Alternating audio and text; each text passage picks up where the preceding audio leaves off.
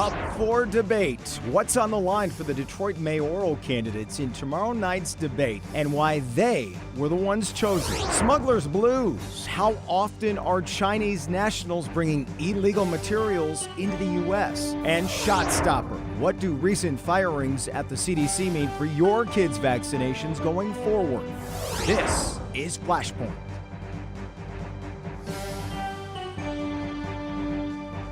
Happy Father's Day, everybody. I'm Jason Colthorpe.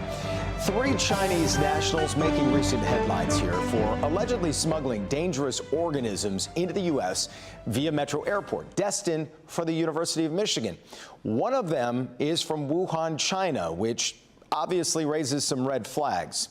Also, lines have been drawn now in the ICE raid protests in L.A. that could extend to other parts of the country, including here in Metro Detroit. We're going to discuss that this morning with former U.S. Attorney Matthew Schneider.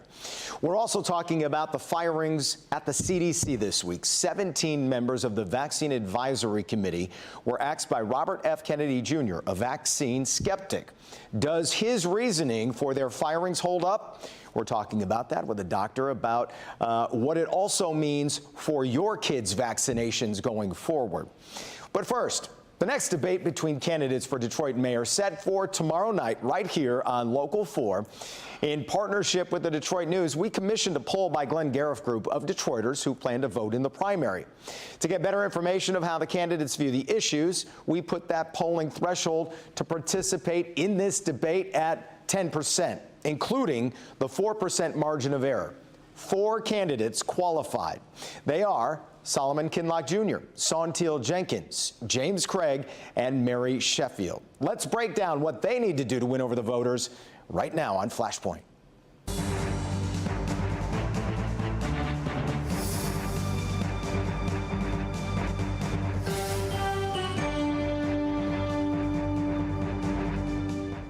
Let's dive into the Detroit mayor's race with a couple of our favorite insiders. Mario Moro is the CEO of the strategic communications firm of the same name, and Orlando Bailey, executive director of Outlier Media and an award-winning journalist himself. Guys, good morning. Thanks for being here. Good morning. Let me ask it this way. What we've seen up to this point, how do you take that, Mario, and apply it to what you expect to see tomorrow night? Well, I think, first of all, these candidates are just kind of like teasing us through this primary process. Everyone's trying to go for second place right now. We all know, based on all the polls, that Mary Sheffield, Council President Mary Sheffield, is in first place.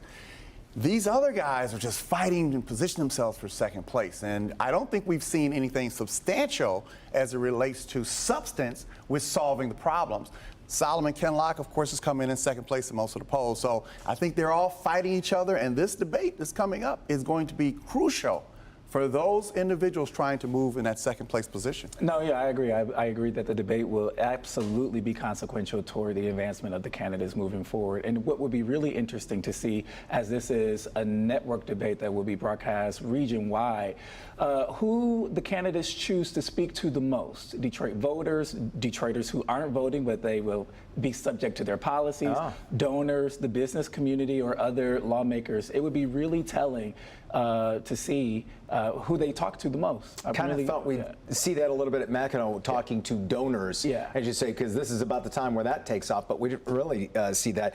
And I do feel like, Orlando, maybe you see it this way too, each candidate feels like they might have a very different strategy in this debate. Yeah, I know that folks are now ranking up endorsements. Council President Mary Sheffield just got the Emily's List endorsement. Solomon Kinloch just got the UAW endorsement. And so their approach in appeasing the folks that have endorsed them while trying to speak to the business community, because I know there is some worry there about these candidates not being as business friendly as the previous administration, but also the very real plight of Detroit residents and neighborhoods and how they plan to speak to that. It would really be an interesting scenario to look at. Yeah. In addition to that, Jason and Orlando, the candidates really haven't talked about how they're going to solve problems. And the most difficult thing with this whole process right now is, how do you come behind a Mike Duggan, who has made this job look very easy?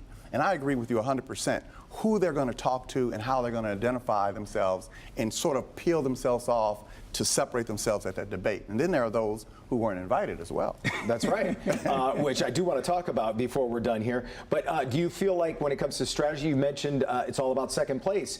Could we see Santiago Jenkins and James Craig maybe take more aim at Solomon Kinloch in this debate rather than just kind of, leave Mary Sheffield out there for this debate? Well, that could be a strategy, but the strategy could also be go after Mary Sheffield because you're going to want to take numbers from her and pile them upon yourself. 22% I don't think you're going to. undecided? Yeah, I don't think you're going to get the Solomon Kinloch vote. I think those are pretty much locked in. But there are some undecideds out there who could make a difference. Now, this is more of a debate for those people behind Kinloch and Sheffield. They have to make a decision on how they're going to move forward and how they're going to connect with the folks, how they're going to encourage them to come into their camp. And I'm hoping for a more policy-driven discussions that move beyond just platitudes. And I think that's a lot of what we've been hearing in this primary season. The current condition right here in the city of Detroit is dire for so many, and I would love to see candidates speak to that. But even the temperature nationally with what is going on with ICE raids around the country and the protests that are scheduled to happen. And we have one candidate who said they will support the coming in of National Guard troops if protests break out in the city of Detroit if they're mayor and things like that. And so there is a lot of stuff happening that's in the zeitgeist that people are thinking about, and it would be interesting to see how folks respond. Yeah. Would you expect a haymaker from anybody, something that just kind of comes out of left field from some of the candidates who are trailing right now? Yeah, that's very interesting. I don't know if we're going to be looking for that one punch that's going to try to take someone out, because I don't think you don't have enough time to do that. And how do you do that to differentiate yourself from the others? I think the voters are tired of the mudslinging, the beating up. What are you going to do for me? That's right. Yeah. What are you going to do for me and my family? That's right. Yeah. The other thing you brought up, the folks who weren't invited, and I should point out, the Channel 4 is inviting the 4 candidates we've talked about, and it's based on polling, but that leaves 5 candidates who aren't going to be there. And in full disclosure, we are expecting them to protest outside of Local 4, and that's perfectly within their right. But let me ask it this way: what can they do now, these 5 candidates, to stay in the race or keep their name out there or still have a shot at that number 2 spot? Well, first of all, they better start spending some money. Yeah. They better get on TV, radio, they better buy some print and put up some billboards. If I was running a campaign against James Craig, who went out and basically said that he would support, Trump's decision to send in the National Guard and the Marines and everybody else in L.A., I'd put up a billboard all around this town and say, with his picture and Trump's picture, and say, I voted for this man 3 times. Then he'd be out the race. So I think, you're going to have to do some negative campaigning. People don't like it, I just said it. Yeah. But you're going to have to do something to put yourself up front to make yourself different from the others. You better spend some money. But the funders have stopped funding. Yeah. The volunteers have stopped volunteering. Yeah, it's a political reality to what you're saying, Mario, but I also think that there is an opportunity for those 5 who will not be here to band together residents who aren't voting. So we continue to see very low voter turnout, right? We have a significant amount of people who are registered to vote. Only a small portion of those people actually show up to the polls. What are you doing to mobilize those Detroit registered voters who aren't showing up? There's a huge opportunity there. People need to hit the streets. What have you seen so far in that regard? Who's doing the best job of that? I think the leaders are. I think that Mary Sheffield is doing it, and Solomon Kinloch. Those guys are knocking on doors. You see them. Yeah. They're knocking. They're making the scene. They're doing their videos. They're showing that they've got this massive support. But let's face the reality. The people that didn't get invited are low in the polls. Like Rasheed Wallace used to say, the ball don't lie, the polls don't lie. And they are not moving the needle. Yeah. And Channel 4 had to make a decision. We can't invite everybody. Or we could, but it's going to take up the time, and nobody's going to hear. But the leaders are the leaders, and I think that these folks who kind of see themselves in the 1% and 3% now, they better start cutting some deals. Yeah. They better start finding which one of these 2 candidates they're going to get behind, because they're going to be jobless pretty soon. Yeah. It'll be interesting to see how it shakes out. Guys, thanks for your thoughts. This was fun. It's going to be quite fun tomorrow night. We know that for sure. A lot can happen. A lot of heat's on you, huh? You're the man. Unfortunately, yes. And we will do the best we can with that debate tomorrow night right here on Local 4. We're right back on Flashpoint.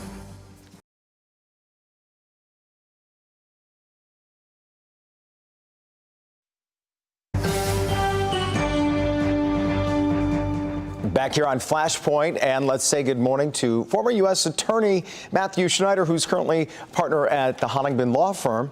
Appreciate your time this morning. There are a few news items that came across this week. Wanted to get your opinion on, and one of them was the Chinese nationals who were arrested. Two of them about a year ago, and then one recently. And to me, it just seemed like the most recent case was someone from Wuhan, China, which I thought, this has red flags with horns all over it to me anyway. Talk to me about these cases and how, just kind of the X's and O's of it. So you're exactly right, and your reaction is one of surprise. I think a lot of people are surprised by this, but they shouldn't be surprised in any way. This is no surprise that the Communist government of China would fund researchers to come to the United States with viruses or with seeds or what have you, and then perform research and then take that research and bring it back to the benefit of the government of China. So this has been happening for years and years and years. It's only now that we are just seeing this at the University of Michigan in Detroit, and this particular case has been caught. Okay, I was a little surprised before. Now I'm terrified to hear you say it like that. But yeah. So what is the government doing about it? What is universities like the University of Michigan in this case doing about it? This is a long road. The Justice Department has been trying to convince people of the importance of this for a few years. But the American people really won't understand that until we see more of these cases being presented. So the U.S. attorneys, it's happening all the time, though. Yes, it is. Maybe not at the University of Michigan, but definitely at research facilities across the country. And I've seen this myself when I was the U.S. attorney. I saw seeds going into Iowa. I saw different facilities in California where there are Chinese espionage agents using these and then bringing that research back to China. And we know this is, I'll use the word sinister because of the way it's being, or at least alleged it's being smuggled in, hidden within books. Correct. And these are living organisms, correct? Correct. I mean, there's two ways to look at that. I mean, best case scenario, people are bringing in these types of organisms for research and study using our facilities, using our taxpayer dollars to do this, and then benefiting China by sending it back. That's the best case scenario.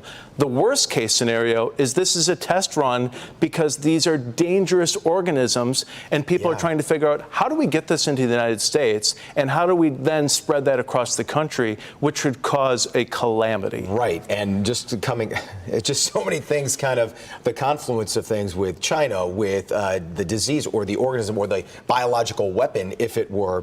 Where do we go from here to try and curb this, to try and stop this? It's got to be largely on the government radar now. So after September 11, we all heard people say, if you see something, say something. That applies today in this case as well. So if you are aware that people are coming into the country unlawfully and smuggling items that shouldn't be here, please report that to law enforcement so that the FBI, the U.S. Attorney's Office, they can take care of that, investigate it, maybe clear people if this is innocent. But if it's not, we definitely want to have them looking at it for our own safety. And last thing on this, but is there an onus on the universities here to do more? Yes, there's an onus on every university, every educational institution, in fact, on every business and corporation, because this just isn't about seeds, right? This is happening with auto parts, with other items that might be counterfeited, people coming into the United States, taking our intellectual property, taking our blueprints, taking our formulas, and then repatriating that back to China for their own need. Had a discussion with Senator Slotkin about that, just trying to stop Chinese cars from coming in for that sort of reason. Yeah, correct. Let me move just to the legalities of what we're seeing in Los Angeles with the federal government versus the state government there. When a president, who I believe has the legal power to put the National Guard in any one state into motion, what sort of legal hoops and requirements are there with that? It's a great question, and that's really at the heart of what's going on in California. There's no doubt that a president, any president, has the authority to nationalize a state's National Guard. That's not in dispute. What's in dispute is how is that done? And in order to do that, you essentially need two things. Number one, you either need some sort of rebellion or an uprising or a danger of a rebellion. And number two, when the president issues that order, the law says he has to issue that through the governor of the state. So Governor Newsom in California has said, you kind of blew both of these. You didn't satisfy either of these tests because we have everything under control, and you didn't send this order to me. You sent it to the head of the National Guard.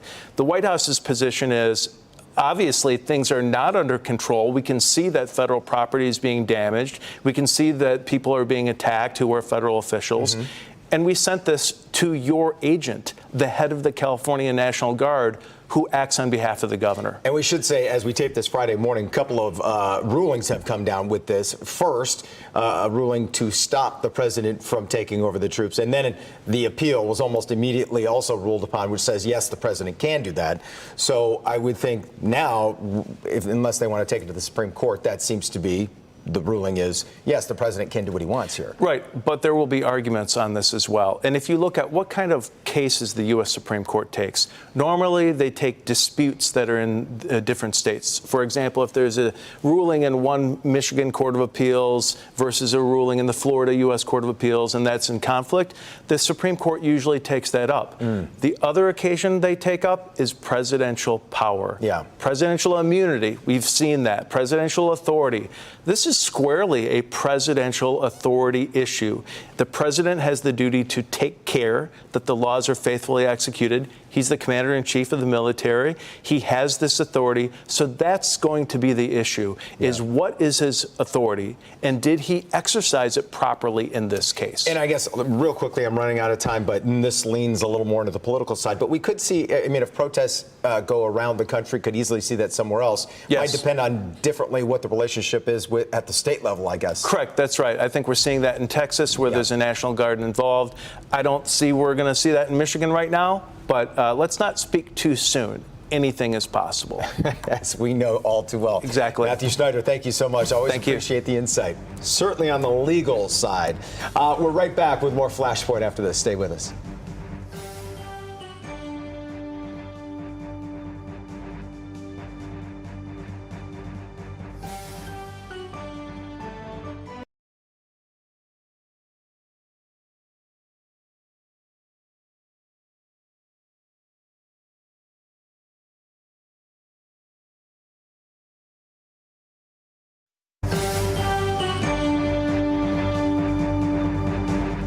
Earlier this week, Health and Human Services Secretary Robert F. Kennedy removed all 17 members of the CDC's Vaccine Advisory Committee, something he told senators he would not do during his confirmation hearing. I had a chance to speak to the Ruth Dow Doan professor at Michigan Medicine, Dr. Jim Baker, about the changes and what they mean. Yeah, normally when new administrations come in, they turn people over. And certainly it's been more extensive with the last couple of administrations than we've seen before. And advisory committees like this usually aren't disrupted. I think there are a couple of things that really concern me about this.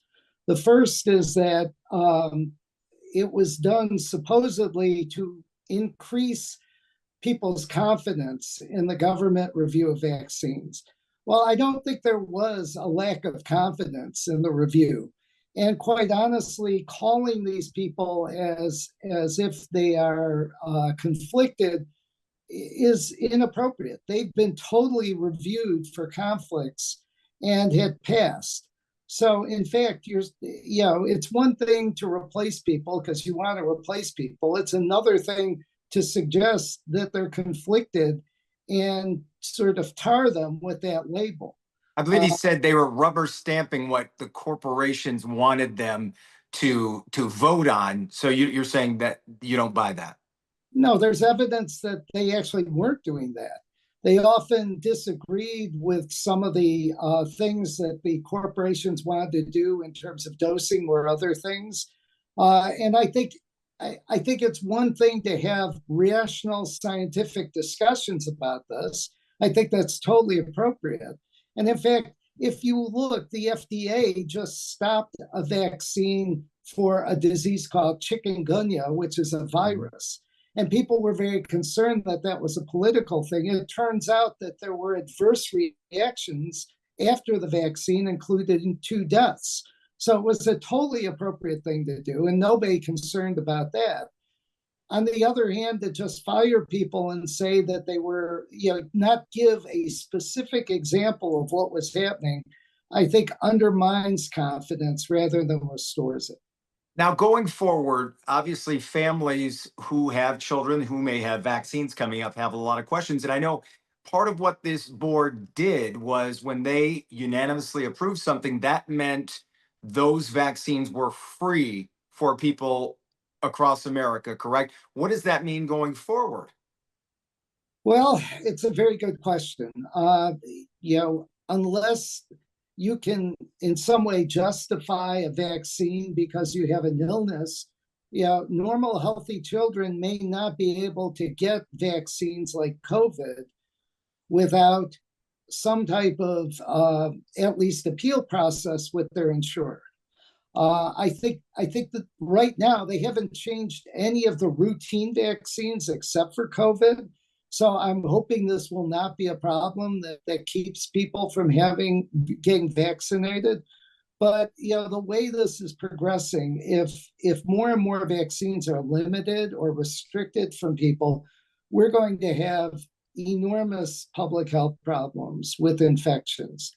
I mean, to give you some idea, I'm old enough that I was born before people got vaccines for measles and mumps and rubella. And I remember a young woman in my 4th grade class who was deaf from congenital measles. We're going to start seeing those things again because the people who aren't vaccinated are the ones that really get infected and get into trouble. And without the ability to vaccinate people, if you want to argue specifics about whether or not this vaccine should be used, let's go to the scientific data. If need be, let's do more trials. But don't just change things without a strong scientific rationale. But if I'm hearing it correctly, too, it could be twofold, which leads to that, correct? Would be doubt. Now people have doubts about them. But also, if their insurance doesn't cover it, a family might have to pay an amount they can't afford for a measles vaccine. Yes, I think both things are true. When you sow doubt about vaccines, parents become concerned. And in fact, the risk to their child from these infections is much greater than the risk from the vaccine, anything that's been shown. So in fact, if there is a new concern, let's talk about it. Let's maybe do trials around it, but let's not just jump to a conclusion without data. Well, we'll certainly watch as it plays out. Dr. Baker, always appreciate your insight. Thank you very much. Thank you, Jason. Since our conversation, Kennedy has appointed 8 new members to that committee who, in his words, will consider definitive safety and efficacy data before making any new vaccine recommendations. We'll have to watch that situation for sure. Well, that's our show for this week. And by the way, I do have 4 things this week. 4 gifts for Father's Day that a dad will never forget. I went ahead and put that on my socials, as the kids like to call it. You can go find it there, my Instagram. Don't forget to join us tomorrow evening at 7 for the Detroit mayoral debate right here on Local 4 and streaming on Local 4 Plus. I'm Jason Colthorpe. Have a great Sunday.